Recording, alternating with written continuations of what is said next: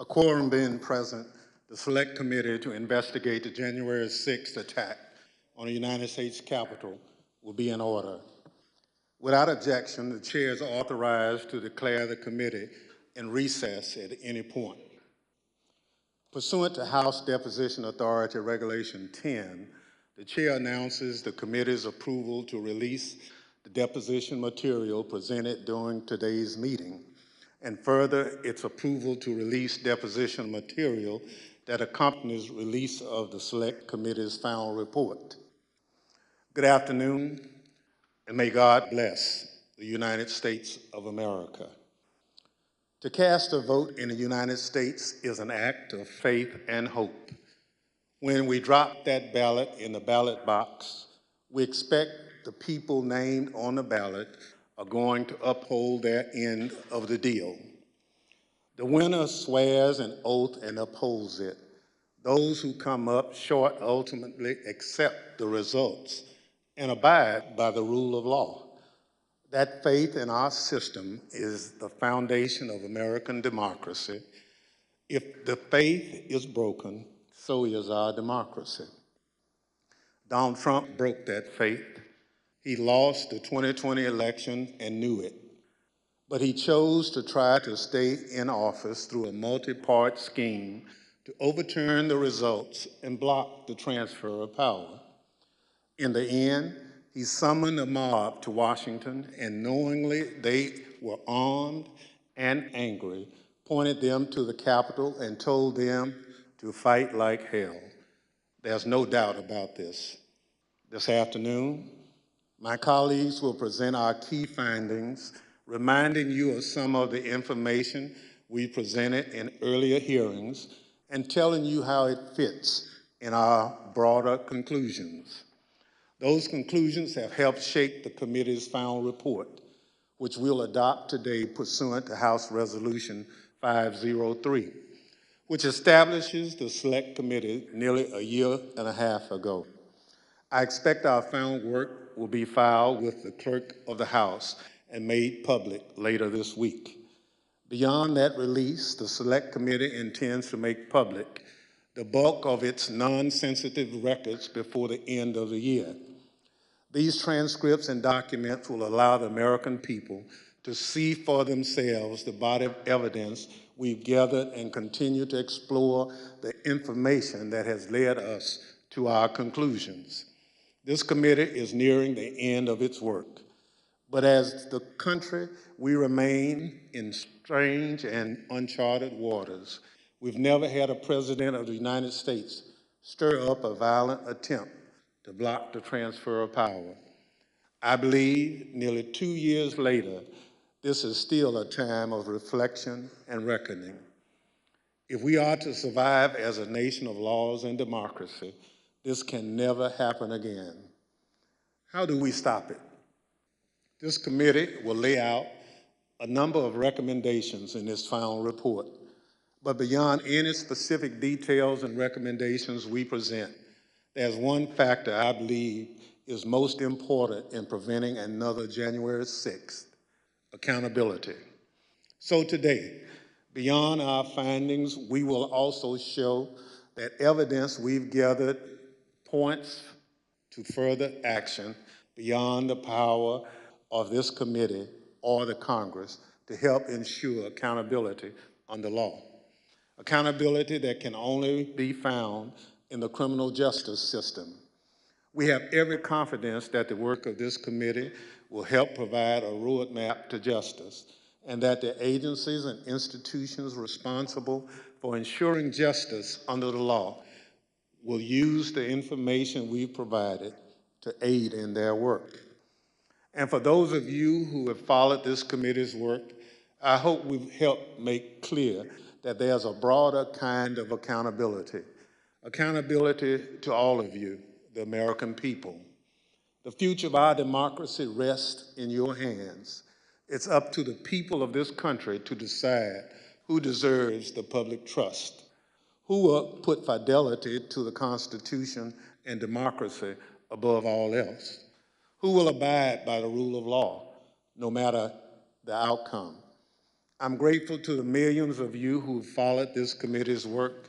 I hope we lived up to our commitment to present the facts and let the facts speak for themselves. Let me say in closing, the women and men seated around me on this dais are public servants in the most genuine sense. They put aside politics and partisanship to ensure the success of this committee in providing answers to the American people.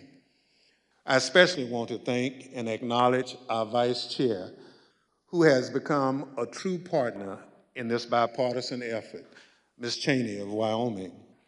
And I also recognize her for any opening statement that she cared to offer. Thank you very much, Mr. Chairman, and thank you for your tremendous leadership of this committee. I know we all have benefited greatly from your wisdom and your wise counsel, so thank you very much.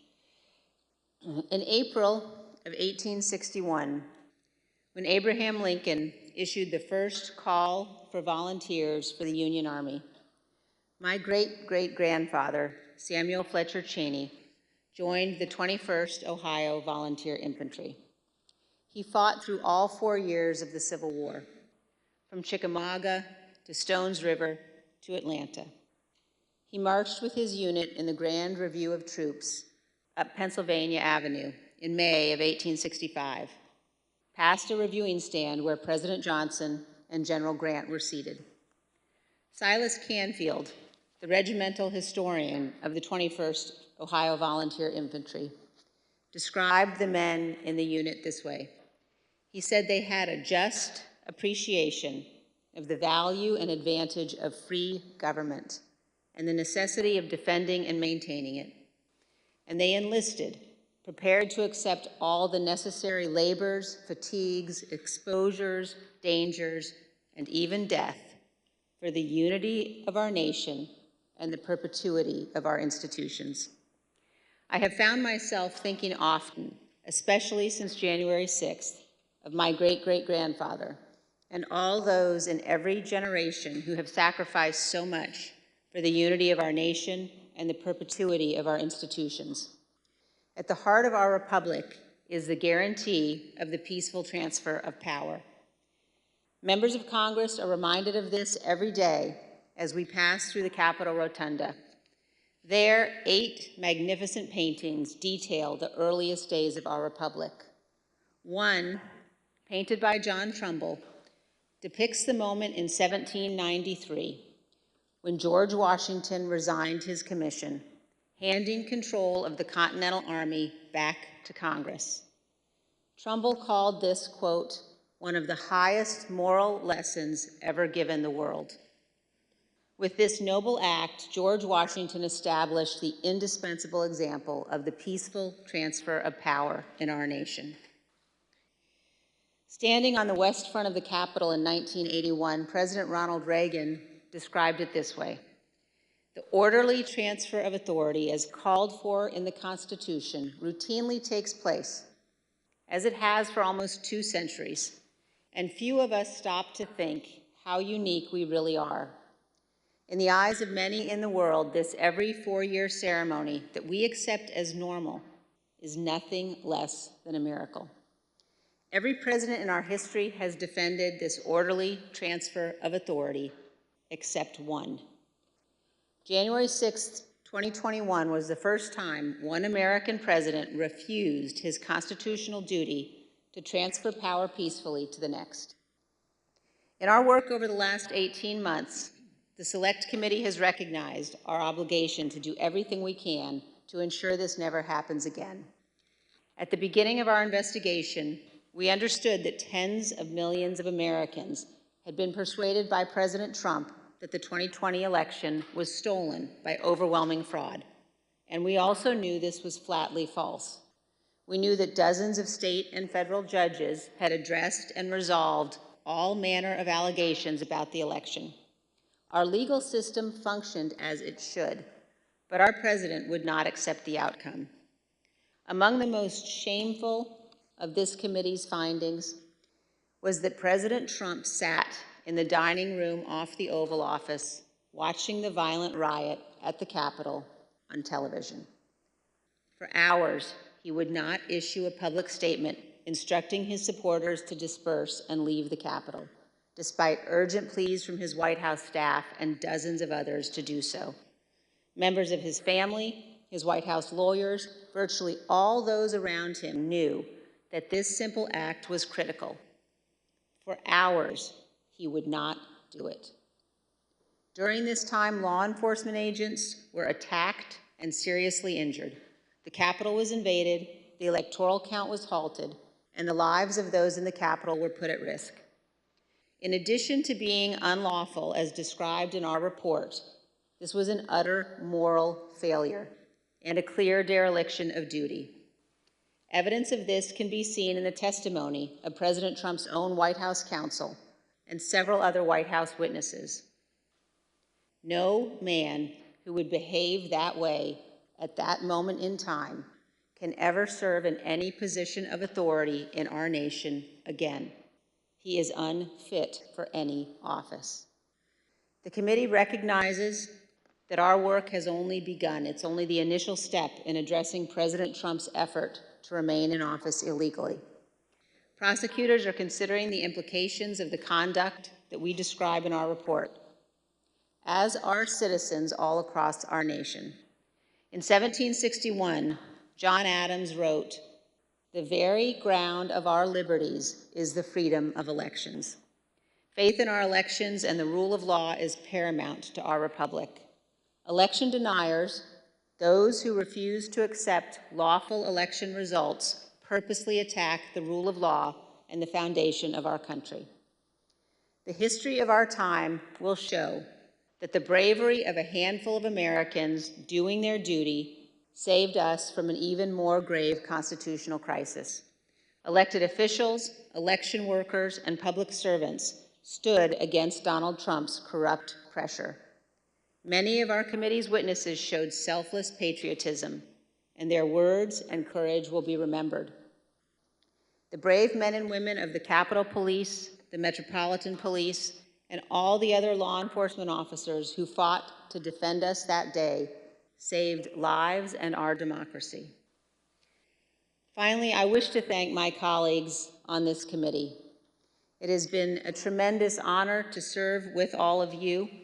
We have accomplished great and important things together, and I hope we have set an example. And I also want to thank all of those who have honorably contributed to the work of our committee and to our report. We have accomplished much over a short period of time.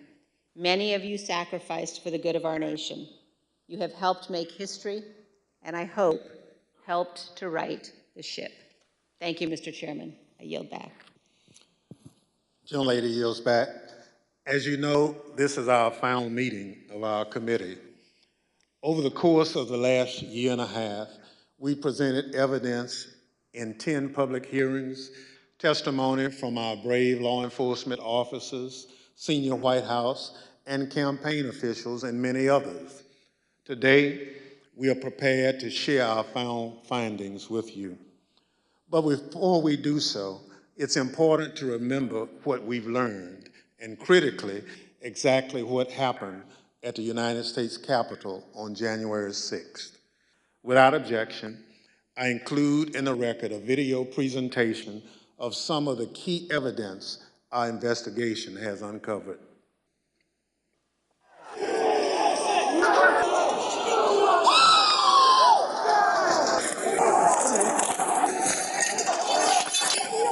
There were officers on the ground.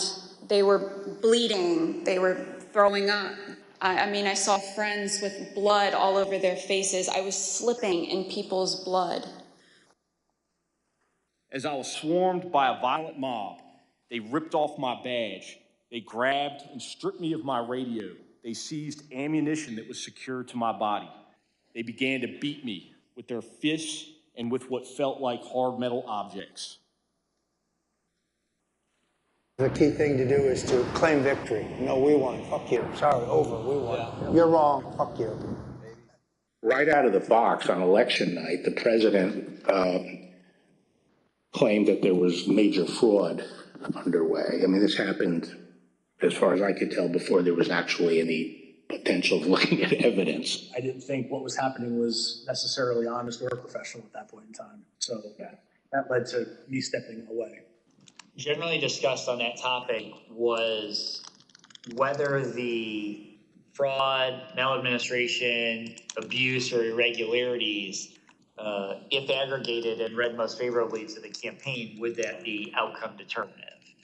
And I think everyone's assessment in the room, at least amongst the staff, Mark Short, myself, and Greg Jacob, was that it was not sufficient to be outcome determinative. I told him that I did believe, yes, that once those legal processes were run, if fraud had not been established, that had affected the outcome of the election, then unfortunately I believed that what had to be done was concede the outcome. What were the chances of President Trump winning the election? After that point? Yes. None. So what are we going to do here, folks? I only need 11,000 votes. Fellas, I need 11,000 votes. Give me a break. The numbers are the numbers. The numbers don't lie. We had many allegations, and we investigated every single one of them. Did one of them make a comment that they didn't have evidence, but they had a lot of theories? That was Mr. Giuliani.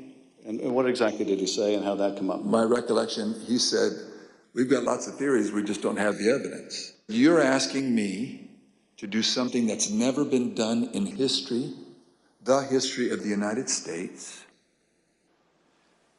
And I'm going to put my state through that without sufficient proof. It's a tape earlier in the day of Ruby Freeman and Shay Freeman Moss and one other gentleman quite obviously, surreptitiously passing around USB ports as if they're vials of heroin or cocaine. In one of the videos we just watched, Mr. Giuliani accused you and your mother of passing some sort of USB drive to each other. What was your mom actually handing you on that video? A ginger mint. Do you know how it feels to have the President of the United States to target you? The President of the United States is supposed to represent every American, not to target one. I made it clear I did not agree with the idea of saying the election was stolen and putting out this stuff, which I told the president was bullshit. He wanted to talk about that he thought the election had been stolen or was corrupt, and that there was widespread fraud. And I had told him that our reviews had not shown that to be the case. And I said something to the effect of, sir, we've done dozens of investigations, hundreds of interviews. The major allegations are not supported by the evidence developed. Well, my first thought was, this is a terrible idea. Jeff Clark cannot be installed as acting Attorney General of the United States. You ultimately told us that you described this meeting as not this meeting, the Georgia letter that was proposed as an effing murder-suicide pact. Do you remember using the term murder-suicide? Yes.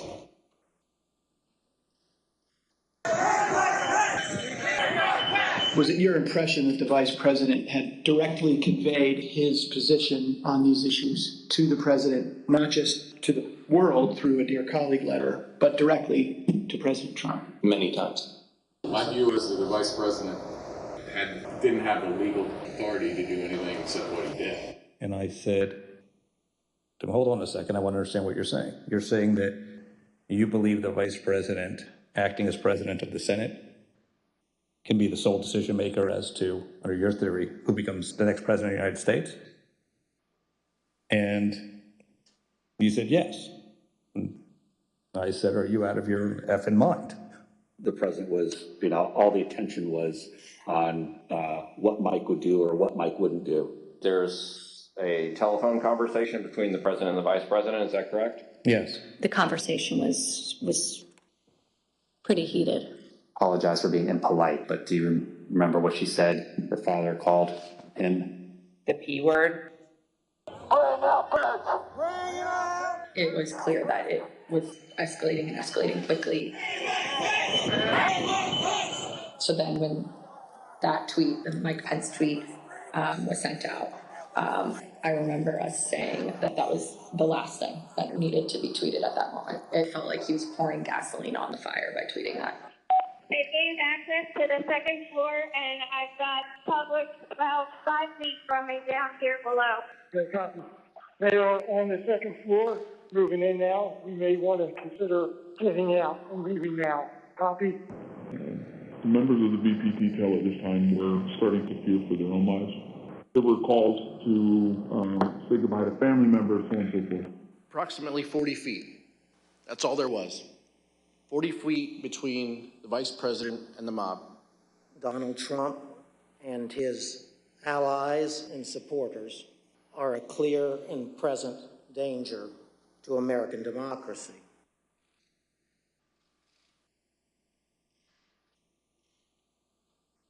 We got derogatory information from OSINT suggesting that some very, very violent individuals were organizing to come to D.C. As Mr. Giuliani and I were walking to his vehicles that evening, he looked at me and said something to the effect of, "Cass, are you excited for the 6th? It's going to be a great day." I remember looking at him and saying, "Rudy, could you explain what's happening on the 6th? He had responded something to the effect of, "We're going to the Capitol. It's going to be great. The president's going to be there. He's going to look powerful." He personally asked for us to come to D.C. that day. And I thought, for everything he's done for us, if this is the only thing he's going to ask of me, I'll do it. Well, basically, the president, got everybody riled up, told everybody to head on down. So we basically were just following what he said.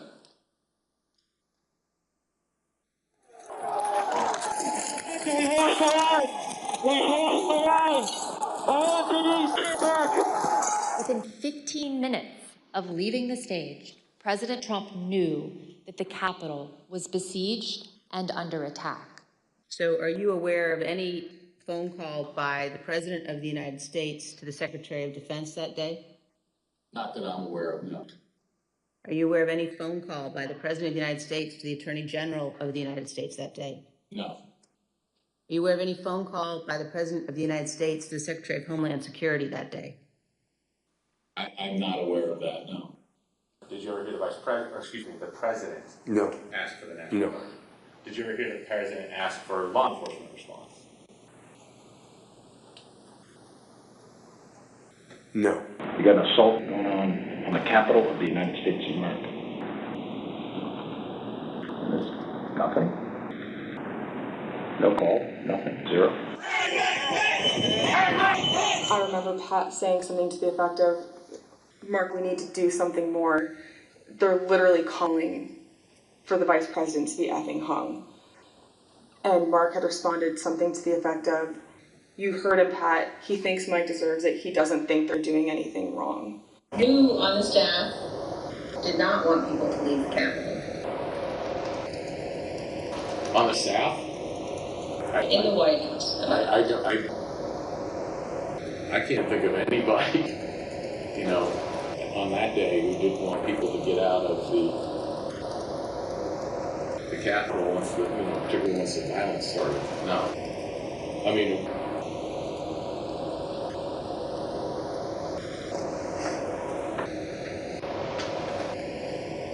What about the president? Yeah. well, she said the staff. So I answered. No, I said in the White House. Oh, I'm sorry. I apologize. I thought you said who else on the staff.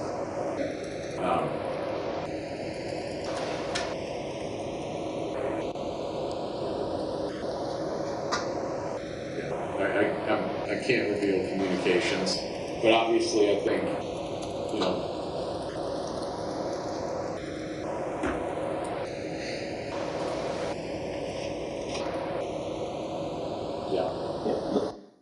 I said, "Good, John.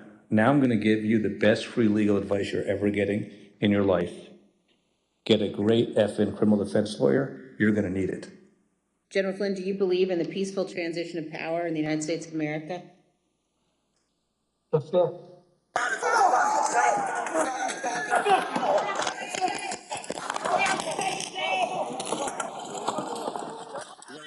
officer unconscious. The carry. What carry?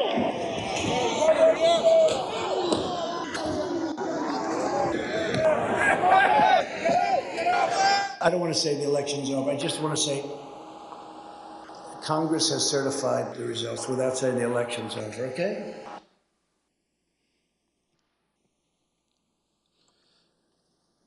The chair now recognizes the gentlewoman from California, Ms. Lofgren, for an opening statement. Thank you, Mr. Chairman.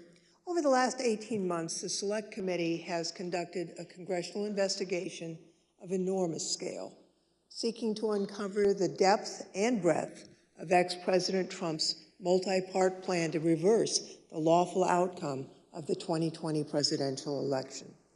We've compiled an immense volume of documents collected from countless individuals, law enforcement agencies, and federal and state authorities. Many of our efforts to get the evidence required litigation in federal court, including the U.S. Supreme Court. We've taken the testimony of hundreds of witnesses. Now, while we couldn't show them all during the hearings, we focused on those who were most central, including our ex-president's White House aides, his senior Department of Justice officials, and senior members of his campaign. Based on this assembled evidence, the Select Committee has reached a series of specific findings. Now, many of these findings pertain to what has been called the big lie, the enormous effort led by ex-President Trump to spread baseless accusations and misinformation in an attempt to falsely convince tens of millions of Americans that the election had been stolen from him. Beginning even before the election and continuing through January 6th and thereafter, Donald Trump purposely disseminated false allegations of fraud in order to aid his effort to overturn the 2020 election. Ex-President Trump's decision to declare victory falsely on election night wasn't a spontaneous decision. It was premeditated. The committee has evidence that ex-President Trump planned to declare victory and unlawfully to call for the vote counting to stop, and that he told numerous allies about his intent in the weeks before the election. The committee found that Mr. Trump raised hundreds of millions of dollars with false representations made to his online donors. The proceeds from his fundraising, we have learned, have been used in ways that we believe are concerning. In particular, the committee has learned that some of those funds were used to hire lawyers. We've also obtained evidence of efforts to provide or offer employment to witnesses. For example, one lawyer told a witness the witness could, in certain circumstances, tell the committee that she didn't recall facts when she actually did recall them. That lawyer also did not disclose who was paying for the lawyer's representation, despite questions from the client seeking that information. He told her, quote, "We're not telling people where funding is coming from right now." We've learned that a client was offered potential employment that would make her, quote, "financially very comfortable," as the date of her testimony approached, by entities that were apparently linked to Donald Trump and his associates. These offers were withdrawn or didn't materialize as reports of the content of her testimony circulated. The witness believed this was an effort to affect her testimony, and we are concerned that these efforts may have been a strategy to prevent the committee from finding the truth. Throughout the post-election period, ex-President Trump was told repeatedly by his campaign advisors, government officials, and others there was no evidence to support his claims of election fraud. Even since our last hearing, the Select Committee has obtained testimony from new witnesses who've come forward to tell us about their conversations with ex-President Trump on this topic. Here is one of his senior advisors, Hope Hicks. Seeing evidence of fraud on a scale that would have impacted the outcome of the election, and I was becoming increasingly concerned that we were damaging We were damaging his legacy. What did the president say in response to what you just described? He said something along the lines of, nobody will care about my legacy if I lose. So that won't matter. The only thing that matters is winning. Despite all that, he continued to purposely and maliciously make false claims, sometimes within a day of being told that a particular claim was false and unsupported by the evidence. By the time the Electoral College met to cast its votes on December 14th, 2020, a number of President Trump's senior staff, cabinet officials, and members of his family were urging him to facilitate a peaceful transition to the incoming administration. He disregarded their advice, and he continued to claim publicly that the election had been stolen from him. Numerous state and federal courts evaluated and rejected the Trump campaign's claims of voter fraud, including 11 judges appointed by ex-President Trump himself. Many of these courts issued scathing opinions, criticizing the lack of evidence that ex-President Trump and his allies had advanced to support their claims. Numerous individuals associated with these efforts have since acknowledged that they were unable to find sufficient evidence of fraud to affect the election results, including in testimony to this select committee. Still, ex-President Trump repeated those false claims and tried to convince his supporters the election was stolen. This was an attempt to justify overturning the lawful election results. Donald Trump knowingly and corruptly repeated election fraud lies, which incited his supporters to violence on January 6th. He continues to repeat his meritless claim that the election was stolen even today and continues to erode our most cherished and shared belief in free and fair elections. Mr. Chairman, I yield back. Gentlewoman yields back. The chair recognizes the gentleman from California, Mr. Schiff, for an opening statement. Thank you, Mr. Chairman. Building on his constant repetition of the big lie, President Trump engaged in an unprecedented effort to obstruct the joint session on January 6th, the proceeding where his electoral loss would be certified by Congress. This effort began in part in the states, which hold, count, and ultimately determine the winners of presidential elections. Many state officials were targeted by President Trump and his campaign. The local election workers he accused baselessly of election fraud, the state officials he pressured to stop the count or to find votes that didn't exist, and the state legislative officials he urged to disregard the popular will of the voters and their oath of office in order to name him the winner instead. Here are the Select Committee findings about President Trump's state pressure campaign. President Trump and his enablers repeatedly pressured state officials to take action to overturn the results of the election. The most dramatic example of this campaign of coercion was the president's January 2nd, 2021 call to Georgia Secretary of State Brad Raffensperger, in which the president urged the secretary to find 11,780 votes he needed to change the outcome in that state. During that call, President Trump again repeated conspiracy theories about the election that his own appointees at the Department of Justice had already debunked. Trump also made what Secretary Raffensperger apparently considered a threat, accurately considered a threat, suggesting that Raffensperger and his attorney, that they could be subject to criminal prosecution if they didn't follow through with his demands. Then, in repeated telephone calls and in-person meetings, Donald Trump pressured state elections officials and state legislators to alter official election results. But courageous public servants, including Republicans like Rusty Bowers, held firm and refused to put Donald Trump over their oath to the Constitution. When Donald Trump's pressure campaign did not achieve the results he wanted, he oversaw an effort to obtain and transmit false Electoral College ballots to Congress and the National Archives.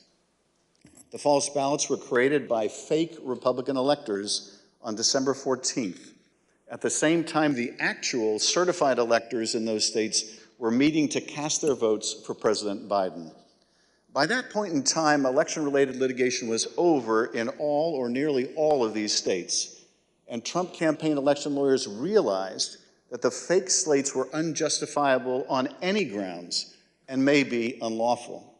In spite of these concerns and the concerns of individuals in the White House counsel's office, President Trump and others proceeded with this plan. The Select Committee has developed evidence that these intentionally false documents were transmitted to multiple officers of the federal government and were intended to interfere with the proper conduct of the joint session, where the existence of so-called competing slates of electors would serve as a pretext for legitimate electoral votes to be rejected. President Trump repeatedly attacked state and local officials who refused to do his bidding, as well as local elections workers who he baselessly accused of fraud. As Ruby Freeman and the testimony of other elections officials so powerfully demonstrated, the people who drew President Trump's ire or were the subject of his lies faced real-world consequences, including public harassment and death threats. Some of these elections workers and officials have been forced to leave their homes. Others have been forced to leave the jobs they loved. Take a listen to Ms. Freeman's story. Now I won't even introduce myself by my name anymore. I get nervous when I bump into someone I know in the grocery store who says my name. I'm worried about who's listening. I get nervous when I have to give my name for food orders. I'm always concerned of who's around me. I've lost my name and I've lost my reputation. The treatment of Ms. Freeman and her daughter Shay Moss and so many others around the country was callous, inhuman, inexcusable, and dangerous. And those responsible should be held accountable. Mr. Chairman, I yield back. Gentleman yields back. The chair recognizes the gentleman from Illinois, Mr. Kinzinger, for an opening statement. Thank you, Mr. Chairman. Certainly one of the many important components of our federal government is the Department of Justice. It's the body that it's responsible for enforcing our laws and investigating criminal wrongdoing. For this reason, it's of the utmost importance that our Department of Justice operates as a fair and neutral body that enforces our federal laws without fear or without favor. It is this critical function that President Trump sought to corrupt, as he sought to use the Department of Justice to investigate and prosecute purported election fraud and to help him convince the public that the election was stolen. The Select Committee has made the following findings with respect to the Department of Justice. In the weeks immediately following the 2020 election, Attorney General Bill Barr advised President Trump that the Department of Justice had not seen any evidence to support Trump's theory that the election was stolen by fraud. No evidence. Over the course of the 3 meetings in this post-election period, Attorney General Barr assured President Trump that the Justice Department was properly investigating claims of election fraud. He debunked numerous election fraud claims, many of which the president would then go on to repeat publicly. And he made clear that President Trump was doing, quote, a great disservice to the country by pursuing them. After Attorney General Barr's resignation, President Trump requested that the acting leadership of the department, Jeffrey Rosen and Richard Donahue, quote, just say the election was corrupt and leave the rest to me and the Republican congressmen. In other words, just tell a small lie to put the facade of legitimacy on this lie, and the Republican congressmen and I can distort and destroy and create doubt all ourselves. Between December 23rd and January 3rd, President Trump called or met with them nearly every day and was told repeatedly the department investigation showed no factual support for Trump's fraud allegations. Mr. Rosen and Mr. Donahue told him that the fraud claims were simply untrue. As Mr. Rosen and Mr. Donahue continued to resist, President Trump then tried to install a loyalist named Jeffrey Clark to lead the department as acting Attorney General. On several occasions, Clark met with the president, apparently along with Representative Scott Perry, without authorization, promising to take the actions that Barr, Rosen, and Donahue had refused to take. In particular, Mr. Clark intended to send a letter that he had drafted with the help of a political appointee that the White House installed at DOJ with just weeks left in the administration. Mr. Clark intended to send the letter to officials in numerous states, informing them falsely, of course, that the department had identified significant concerns about the election results in their state and encouraging their state legislatures to come into special session to consider appointing Trump rather than Biden electors. Here's Acting Deputy Attorney General Donahue describing his reaction to Mr. Clark's proposed letter. Some drafting letters without the knowledge of what the department had actually done in terms of investigations, that he was being reckless. And I recall toward the end saying, what you're proposing is nothing less than the United States Justice Department meddling in the outcome of a presidential election. Knowing that existing department leadership would not support his false election claims, President Trump offered Mr. Clark the job of acting Attorney General. In a dramatic January 3rd meeting in the Oval Office, Rosen, Donahue, White House counsel Pat Cipollone, and White House lawyer Eric Hirschman strongly objected to the appointment of Jeffrey Clark as acting Attorney General. Mr. Clark pleaded his case and offered to send the letter that he had drafted. The White House counsel called the Clark letter, quote, a murder-suicide pact. Numerous White House and Department of Justice lawyers all threatened to resign if Mr. Clark was appointed. Donald Trump would be leading a graveyard. It was only after the threat of mass resignations that President Trump rescinded his offer to Mr. Clark. Mr. Chairman, I yield back. Gentleman yields back. The chair recognizes the gentleman from California, Mr. Aguilar, for an opening statement. Thank you, Mr. Chairman. Former President Trump's multi-part plan didn't stop with the states or with the Department of Justice.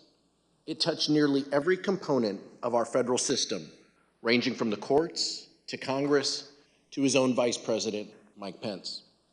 In the weeks before January 6th, Mr. Trump turned to the man who had served him loyally for 4 years. He embraced an illegal scheme proposed by John Eastman and others who concocted an unfounded legal theory that the vice president could reject Joe Biden's electoral votes during the joint session. When Vice President Pence and many others, including Trump's own lawyer, John Eastman, told him correctly that former President Trump spearheaded an unprecedented campaign to coerce him to do it anyway, ultimately culminating in a dangerous threat to Mr. Pence's life on January 6th. These are the Select Committee's findings with respect to the pressure campaign against the Vice President. John Eastman admitted in advance of the 2020 election that Mike Pence could not lawfully refuse to count official electoral votes. But he nevertheless devised a meritless proposal that deployed a combination of bogus election fraud claims and the fake electoral ballots to say that Mike Pence, presiding over the joint session, could reject legitimate electoral votes for President-elect Biden. But still, President Trump accepted and repeated Eastman's theory and used it to pressure the vice president to take unlawful action. In multiple heated conversations, President Trump directly pressured Vice President Pence to adopt the Eastman theory and either reject the electors or send them back to the state legislatures. The vice president consistently resisted and repeatedly told the president that he did not possess the authority to do what President Trump directed. This culminated in an angry phone call on the morning of January 6th between President Trump and Vice President Pence, during which the former president repeatedly berated Mr. Pence by cursing and leveling threats. White House staffer Nick Luna was one of the many witnesses who heard the call as it happened. Take a listen at Mr. Luna's testimony. Did you hear any part of the phone call, even if just the end that the president was speaking from? I did, yes. All right, and what did you hear? So as I was dropping off the note, my memory, I remember hearing the word wimp. Either he called him a wimp. I don't remember if he said, "You are a wimp, you'll be a wimp." Wimp is the word I remember. Something to the effect, the wording's wrong. I made the wrong decision 4 or 5 years ago. In the face of the vice president's resistance, the former president and others exerted both private and public pressure to change his mind. In his speech on the Ellipse on the afternoon of January 6th, former President Trump told the crowd that Vice President Pence needed the courage to do what he has to do. Once the riot began, President Trump deliberately chose to issue a tweet attacking Mr. Pence, knowing that the crowd had already grown violent. Almost immediately thereafter, the crowd around the Capitol surged, and between 2:30 and 2:35 p.m., the Metropolitan Police line on the west front of the Capitol broke. This was the first time in MPD history that a line like this had broken. Rioters at the Capitol were heard chanting, "Hang Mike Pence," through the afternoon. As a result of this unrest, Vice President Pence was forced to flee to a secure location where he actively coordinated with law enforcement and other governmental officials to address the ongoing violence. Mr. Chairman, I yield back. Gentleman yields back. The chair recognizes the gentlewoman from Florida, Ms. Murphy, for an opening statement. Thank you, Mr. Chairman. Ultimately, President Trump did not succeed in bending state and federal officials to his will. At every turn, state officials, the Department of Justice, Mike Pence, and many others stood up for the rule of law and resisted the president's wishes. In that way, our American institutions held after the 2020 election. But that did not stop President Trump. Instead, he turned to his supporters, those who believed his lies about a stolen election. He summoned a crowd to the nation's capital on January 6, hoping that they would pressure Congress to do what he could not do on his own. The Select Committee has made the following findings on this issue. 2 years ago today, in the early morning hours of December 19th, Donald Trump sent a tweet urging his supporters to travel to Washington for a protest on January 6th. "Be there, we'll be wild," he tweeted. Between December 19th and January 6th, the president repeatedly encouraged his supporters to come to Washington. The president's December 19th tweet galvanized domestic violent extremists, including members of the Oath Keepers, the Proud Boys, and organized militia groups. These individuals began organizing to come to the Capitol in large numbers with the specific intent to use violence to disrupt the certification of the election during the joint session. Prior to January 6th, the FBI, Secret Service, U.S. Capitol Police, D.C. government, and other law enforcement agencies gathered substantial evidence suggesting the risk of violence at the Capitol during the joint session. These included warnings like the following. Their plan is to literally kill people. Please take this tip seriously and investigate further. President Trump supporters have proposed a movement to occupy Capitol Hill. Alert regarding the VP being a dead man walking if he doesn't do the right thing. I saw several other alerts saying they will storm the Capitol if he doesn't do the right thing. In the days leading up to January 6th, President Trump's advisors explicitly told him that he should encourage his supporters to be peaceful that day, but he refused. One witness, Hope Hicks, provided the committee with records of her text messages on January 6th. In one exchange with another staffer, he texted her, "Hey, I know you're seeing this, but he," referring to President Trump, "really should tweet something about being nonviolent." "I'm not there," Hicks replied. "I suggested it several times Monday and Tuesday, and he refused." When Ms. Hicks came in to provide testimony to the committee, we asked her about this exchange. Her explanation is that the he in this text wasn't the president, but rather it was Eric Hirschman. Take a listen to her testimony. When you wrote, "I suggested it several times," and it presumably means that the president say something about being nonviolent. You wrote, I suggested it several times Monday and Tuesday, and he refused. Tell us what happened. Sure. I didn't speak to the president about this directly, but I communicated people like Eric Hirschman that it was my view that it was important that the president put out some kind of message in advance of the event. And what was Mr. Hirschman's response? Mr. Hirschman said that he had made the same, recommendation directly to the president, and that he had refused.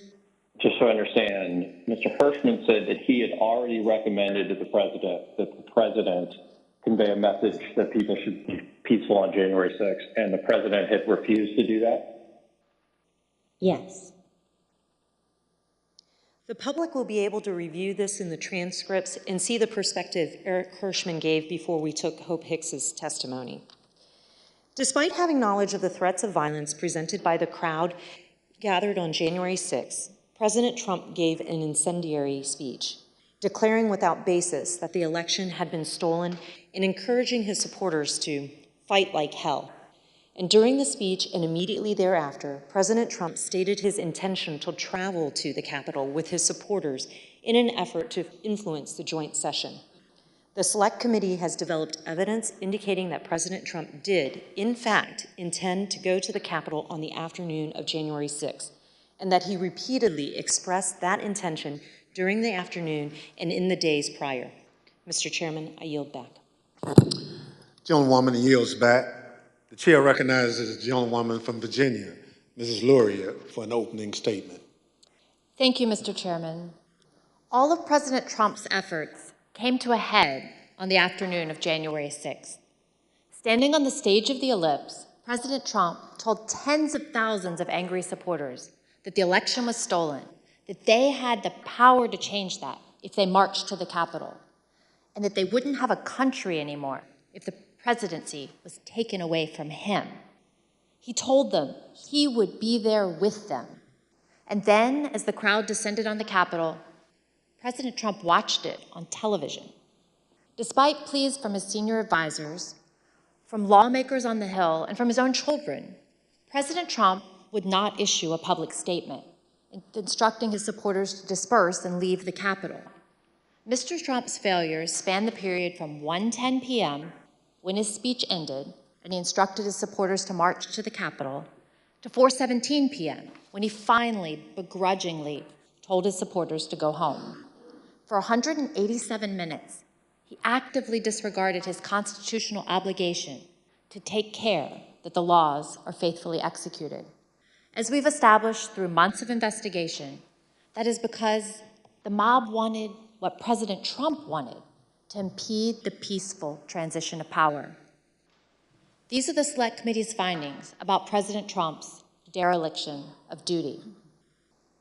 From the outset of the violence, and for several hours that followed, people at the Capitol, people inside President Trump's administration, elected officials of both parties, members of President Trump's own family, and even Fox News commentators who were sympathetic to President Trump, all tried to contact the White House to urge him to do one singular thing, the one thing that all of these people immediately understood was required: instruct his supporters to leave the Capitol.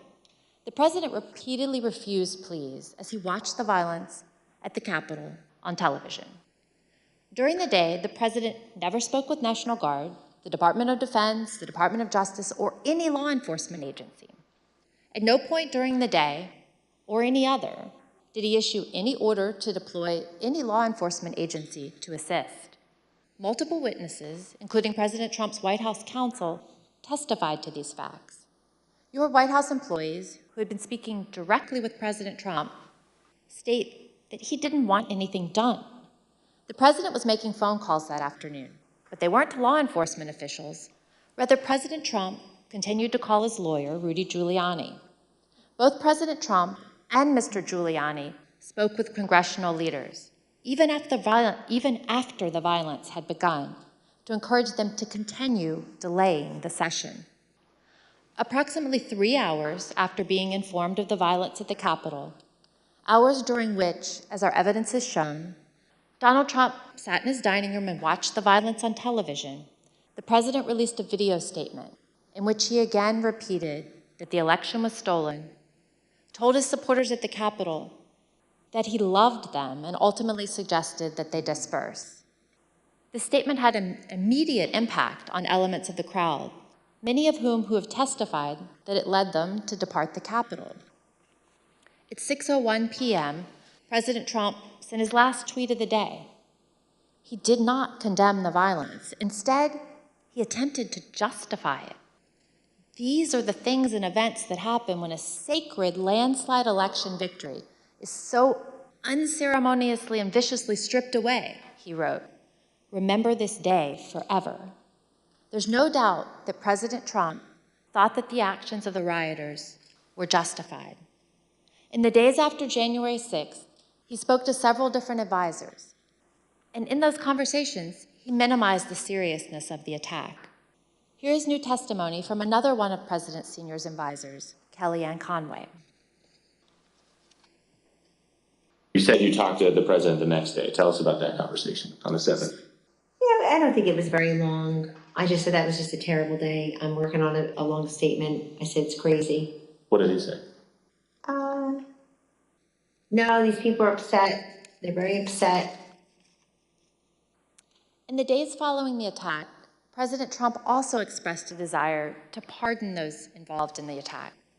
Since then, he's suggested that he will do so if he returns to the Oval Office. In summary, President Trump lit the flame, he poured gasoline on the fire, and sat by in the White House dining room for hours watching the fire burn. And today, he still continues to fan those flames. That was his extreme dereliction of duty. Mr. Chairman, I yield back. Gentlewoman yields back. The chair recognizes the gentleman from Maryland, Mr. Raskin, for an opening statement. Thank you, Mr. Chairman, and I want to thank you for your extraordinary leadership of this committee. Generations to come will praise you and the Vice Chair for your unswerving devotion to the rule of law. Several months ago, you tasked several of our members in a subcommittee with bringing recommendations to the full committee about potential referrals to the Department of Justice and other authorities based on evidence of criminal and civil offenses that has come to our attention over the course of our investigation. We are now prepared to share those recommendations today.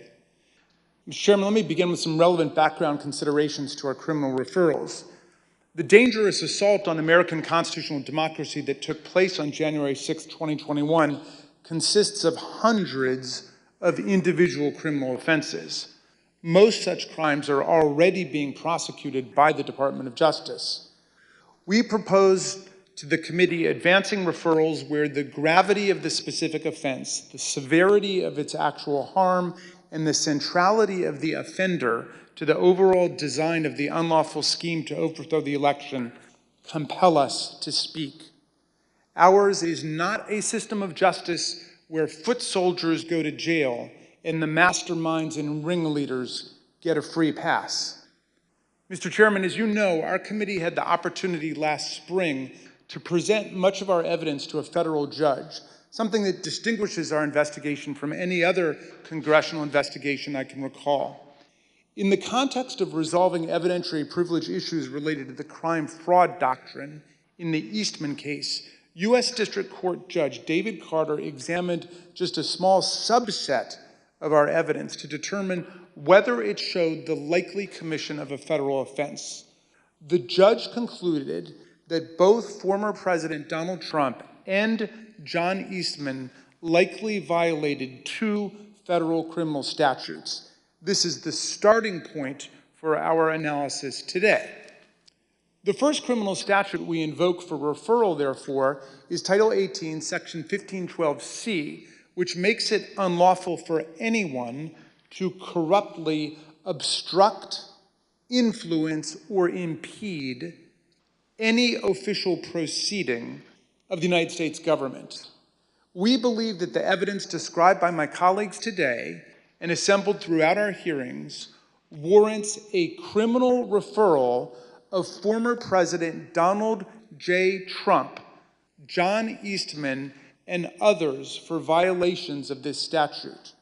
The whole purpose and obvious effect of Trump's scheme were to obstruct, influence, and impede this official proceeding, the central moment for the lawful transfer of power in the United States. Second, we believe that there is more than sufficient evidence to refer former President Donald J. Trump, John Eastman, and others for violating Title 18, Section 371. This statute makes it a crime to conspire to defraud the United States. In other words, to make an agreement to impair, obstruct, or defeat the lawful functions of the United States government by deceitful or dishonest means. Former President Trump did not engage in a plan to defraud the United States acting alone. He entered into agreements, formal and informal, with several other individuals who assisted him with his criminal objectives. Our report describes in detail the actions of numerous co-conspirators who agreed with and participated in Trump's plan to impair, obstruct, and defeat the certification of President Biden's electoral victory. That said, the subcommittee does not attempt to determine all of the potential participants in this conspiracy, as our understanding of the role of many individuals may be incomplete even today because they refuse to answer our questions. We trust that the Department of Justice will be able to form a far more complete picture through its own investigation. Third, we make a referral based on Title 18, Section 1001, which makes it unlawful to knowingly and willfully make materially false statements to the federal government. The evidence clearly suggests that President Trump conspired with others to submit slates of fake electors to Congress and the National Archives. We believe that this evidence we set forth in our report is more than sufficient for a criminal referral of former President Donald J. Trump and others in connection with this offense. As before, we don't try to determine all of the participants in this conspiracy, many of whom refuse to answer our questions while under oath. We trust that the Department of Justice will be able to form a more complete picture through its own investigation.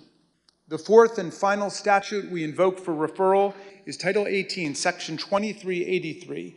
The statute applies to anyone who incites, assists, or engages in insurrection against the United States of America, and anyone who gives aid or comfort to an insurrection. An insurrection is a rebellion against the authority of the United States. It is a grave federal offense anchored in the Constitution itself, which repeatedly opposes insurrections and domestic violence, and indeed uses participation in insurrection by office holders as automatic grounds for disqualification from ever holding public office again at the federal or state level. Anyone who incites others to engage in rebelling, assists them in doing so, or gives aid and comfort to those engaged in insurrection is guilty of a federal crime. The committee believes that more than sufficient evidence exists for a criminal referral of former President Trump for assisting or aiding and comforting those at the Capitol who engaged in a violent attack on the United States. The committee has developed significant evidence that President Trump intended to disrupt the peaceful transition of power under our Constitution. The President has an affirmative and primary constitutional duty to act to take care that the laws be faithfully executed. Nothing could be a greater betrayal of this duty than to assist in insurrection against the constitutional order. The complete factual basis for this referral is set forth in detail throughout our report. These are not the only statutes that are potentially relevant to President Trump's conduct related to the 2020 election. Depending on evidence developed by the Department of Justice, the President's actions could certainly trigger other criminal violations. Nor are President Trump and his immediate team the only people identified for referrals in our report.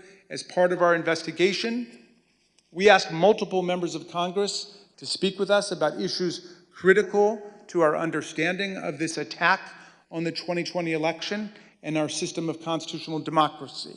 None agreed to provide that essential information.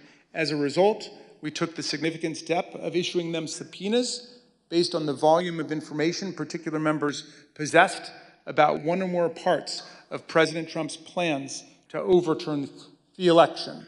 None of the subpoenaed members complied, and we are now referring 4 members of Congress for appropriate sanction by the House Ethics Committee for failure to comply with lawful subpoenas. Mr. Chairman, we understand the gravity of each and every referral we are making today, just as we understand the magnitude of the crime against democracy that we describe in our report.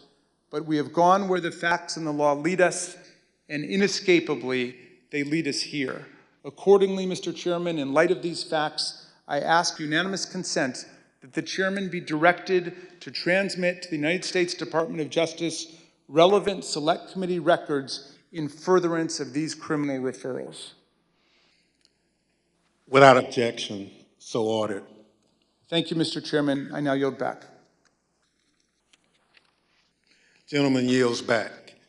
Pursuant to notice, I now call up Select Committee's final report pursuant to Section 4A of House Resolution 503. The clerk shall designate the report. Final report of the Select Committee to investigate the January 6th attack on the United States Capitol. Without objection, the report will be considered read and open to amendment at this point.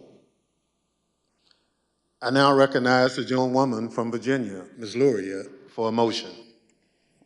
Mr. Chairman, I move that the committee favorably report to the House the Select Committee's final report, which includes the committee's legislative recommendations and criminal referrals of Donald J. Trump and others, pursuant to Section 4A of House Resolution 503.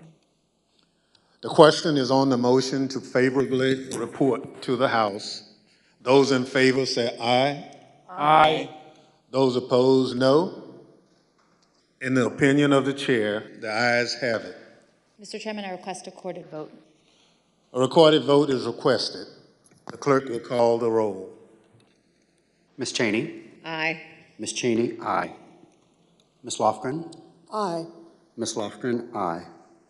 Mr. Schiff? Aye. Mr. Schiff, aye. Mr. Aguilar? Aye. Mr. Aguilar, aye. Mrs. Murphy? Aye. Mrs. Murphy, aye. Mr. Raskin? Aye. Mr. Raskin, aye. Mrs. Luria? Aye. Mrs. Luria, aye. Mr. Kinzinger? Kinzinger, aye. Mr. Kinzinger, aye. How is the chair recorded? Mr. Chairman, you are not recorded. Chair votes aye. Mr. Chairman, aye. The clerk will report the vote. Mr. Chairman, on this vote, there are 9 ayes and 0 noes. The motion is agreed to. Without objection, a motion to reconsider is laid on the table. Without objection, staff is authorized to make any necessary technical or conforming changes to the report to reflect the actions of the committee. The chair requests those in the hearing room remain seated until the Capitol Police have escorted members from the room. There being no further business, without objection, the Select Committee stands adjourned.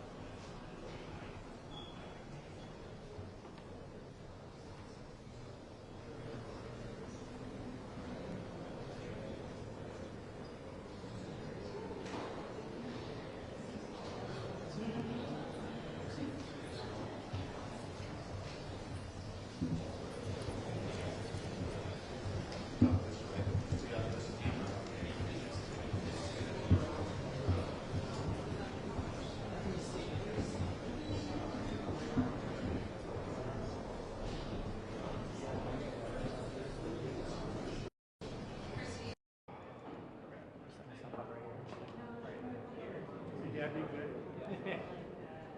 Put it a little higher so we block his face. Okay. Yeah.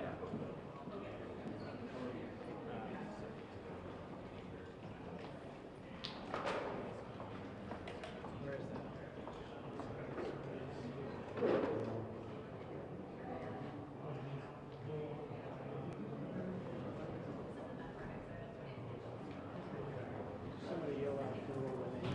Yeah.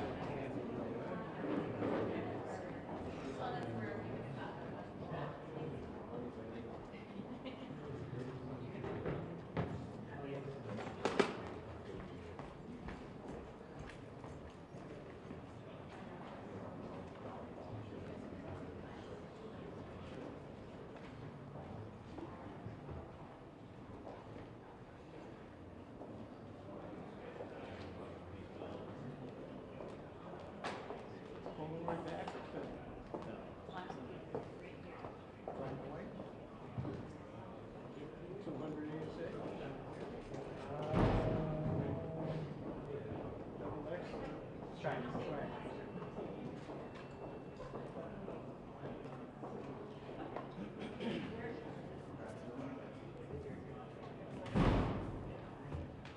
Green. If you're pressed, you can come up to the mic. You gotta keep it back. What else?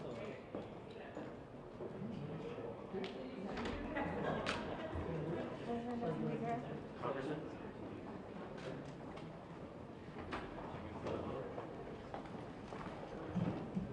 Madam Vice Chair. Madam Vice Chair, can you stop at the cameras, please? Or Trump Associates for Justice. You can't be there.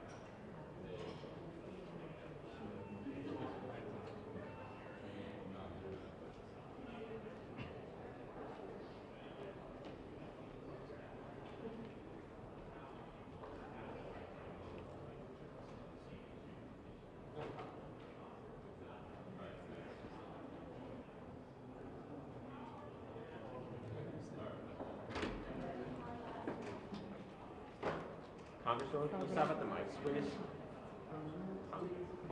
Congressman, Congresswoman?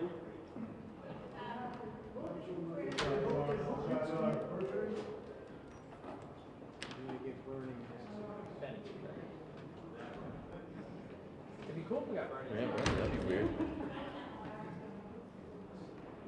Are you sure? You do it again, Mr. Tom. Mr. Thompson. He's usually the last one out, and he carries the whole scrum with him.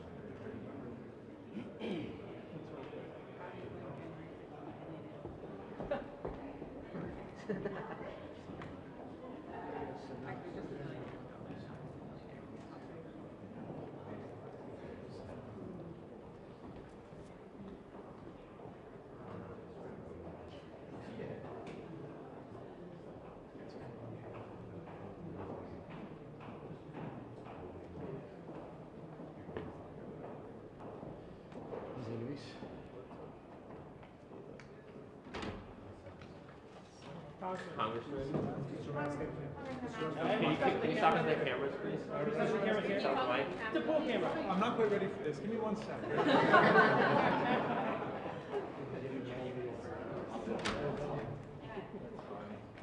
How is he not ready for that? How many? How hard was that? Sir, can we talk to you? Where'd Alex? Do you want to come here?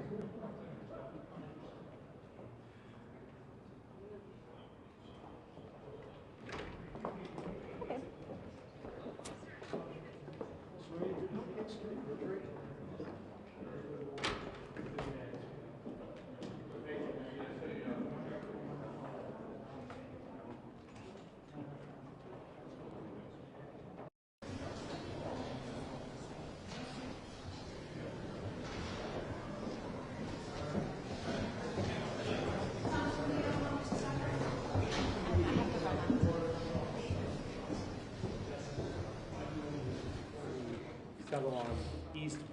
Well, we wanted to focus on the. We talked to the camera. I'm sorry. You know, our criminal referrals were based on the gravity of the offense, the centrality of the actors, and the evidence that we had available to us. And there were undoubtedly other people involved, but we were stymied by virtue of a lot of people refusing to come and testify, refusing to give us the information they had, or taking the Fifth Amendment. So we chose to advance the names of people where we felt certain that there was abundant evidence that they had participated in crimes. And so we're sending those over. It's not to the exclusion of anyone else. And if you read the report, you will see that there are a number of other people named. And of course, that's ultimately going to be up to the Department of Justice. So will we have, when you guys say Trump, Eastman, and others, will you guys be filling in the blank of others?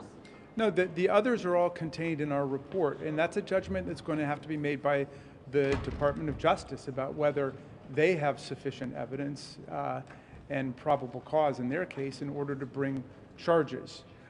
We wanted to proceed in such a way that we could all feel certain that these were people where evidence exists that they engaged in criminal offenses against the country. How quickly do you expect? Sorry. What do you see as the legacy of your committee's work? Oh, geez. Well, our committee is now, I think we've just had our last meeting 5 minutes ago, so I don't know what our legacy is going to be. I hope that our legacy will be an unswerving devotion to the facts, the rule of law, and the Constitution. We were charged with dealing an event that is radically unique in American history. Nobody before, much less a president, had ever come so close to overthrowing a presidential election and bypassing the Constitution.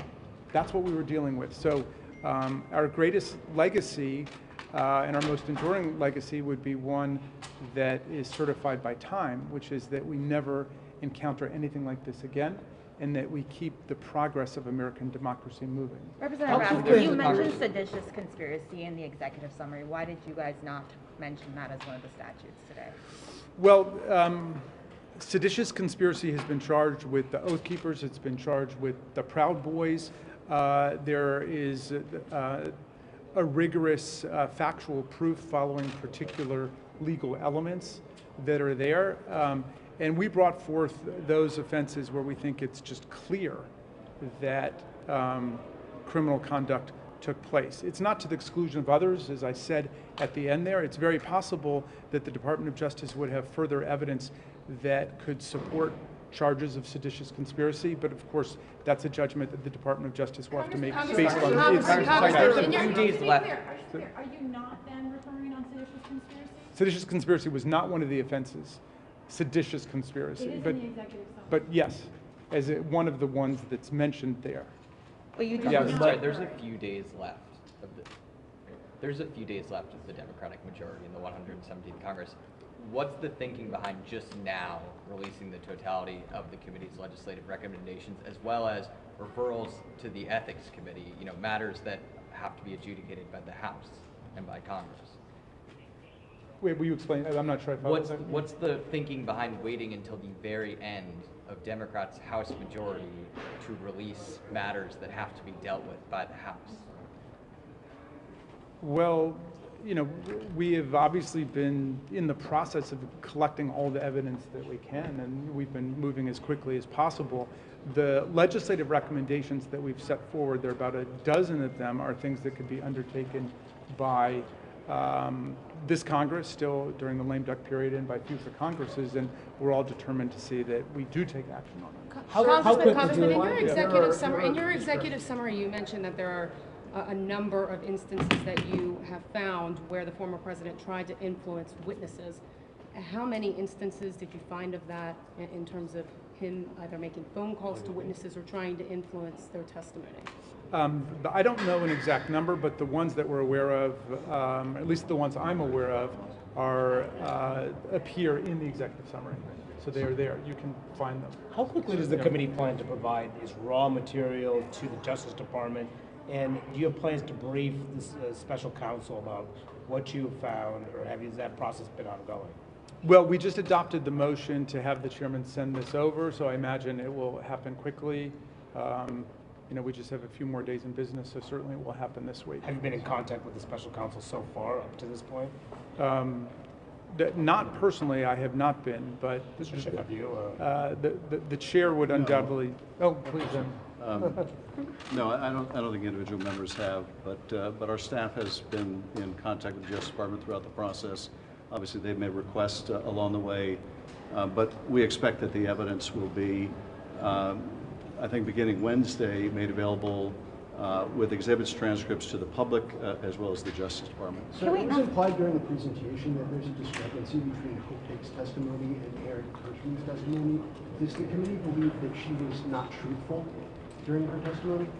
I don't want to comment on any particular witness, but we are providing material that has raised concerns in terms of the credibility of witnesses generally, as well as the role that some of the lawyers representing the former president's interests may have played in trying to influence testimony of the witnesses. So we'll let the record speak for itself, but we want to put that evidence before the public. I'm going to excuse myself and leave this to Mr. Representative, can we ask about members of Congress? You guys referred 4 members of Congress, including Kevin McCarthy, to the Ethics Committee. There's been a number of Republican lawmakers that you've mentioned throughout your investigation. Why only these 4, and why was Mo Brooks not included in that list? Well, the focus of the referrals to the Ethics Committee was essentially placed on their contempt of the committee, contempt of Congress, and failing to show up when they received lawful subpoenas.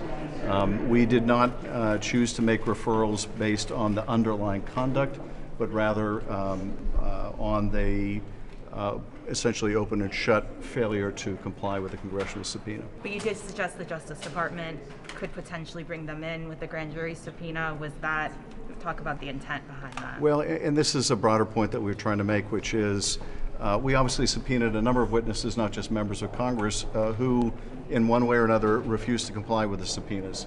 Or they asserted privileges that plainly don't apply, but it would have taken us years to litigate to try to defeat the assertion of those privileges. The Justice Department can move much more quickly. They have the ability to enforce their subpoenas. Our subpoenas, we had to go hat in hand to the Justice Department, and we were batting about 50% when we made a criminal referral for contempt in terms of what the department would prosecute. So they can move more swiftly. It appears, based on public reports, they have moved more swiftly. They have been able to obtain testimony from people who refused to cooperate with us. Now, none of us know exactly what the character of that testimony is and whether witnesses in that testimony asserted privileges that the Justice Department will also have to litigate. But the long and the short of it is we possess evidence that up until this release, the Justice Department may not have. They possess evidence that we don't have, and the cumulative impact of all that evidence will hopefully lead to justice for those that have broken the law here. Mr. Schiff, Republicans plan to issue their own report saying that there were security failures that day and suggesting that, why was the Capitol not more prepared? Why was that not a focus of this report and this investigation? It has been a focus of our investigation. Indeed, there will be material in the report that we'll be releasing later this week on that very issue, on the nature of the intelligence that agencies had, the degree to which it was shared or not shared, the degree to which was acted upon or not acted upon, the coordination or lack of coordination among law enforcement. So those issues are addressed in our report. Mr. Schiff, did the committee come across any evidence, any testimony that further corroborated Cassidy Hutchinson's testimony about a story that she had overheard about the former president lunging at a member of his Secret Service detail? We will be releasing transcripts of witnesses whose testimony bears on the president's indignation, for lack of a better word, at not being able to accompany this mob to the Capitol, and I will let people judge when they review the transcripts who among the witnesses they give the most credibility to. I found Cassidy Hutchinson's testimony to be entirely credible, and I will leave it to you to assess the other witnesses based on their transcripts. Do you believe any of those witnesses committed perjury, of those that the committee found to be less reliable than their leaders? What happened? I certainly have questions about the veracity of some of the testimony we received, but I will leave it to the Justice Department and the public to make their own assessments. Do you think the Justice Department should follow up on what Congressman Lofgren said about, and what you also mentioned about witnesses potentially being offered lucrative positions and ahead of their testimony? I think the Justice Department should weigh all of the evidence that we have provided and seek to obtain their own evidence about efforts to influence testimony before Congress and whether that crossed the line into illegality. Let me just say more broadly on the issue of our criminal referrals. Merrick Garland announced at the beginning of the Department of Justice investigation into the events of January 6th that he would follow the evidence wherever it leads, that there was one standard, one rule of law that would apply equally to everyone. That is our sense of the law as well. That is our sense of justice as well. We believe, as we indicated in our criminal referral, that Donald J. Trump, that there is evidence that he violated multiple criminal laws. If the Justice Department concurs with that assessment and with the evidence, then he should be prosecuted like any other American. No one should get a pass. And I think the day we start giving passes to presidents or former presidents or people of power or influence is the day we can say that this was the beginning of the end of our democracy. And we hope that while a criminal referral from Congress doesn't carry legal weight, in the sense the department's not obligated to follow our recommendations, we hope that the evidence we've presented and the way we have identified how it meshes with the elements of these offenses will be taken very seriously by the Department of Justice. Thank you very much. Thank you.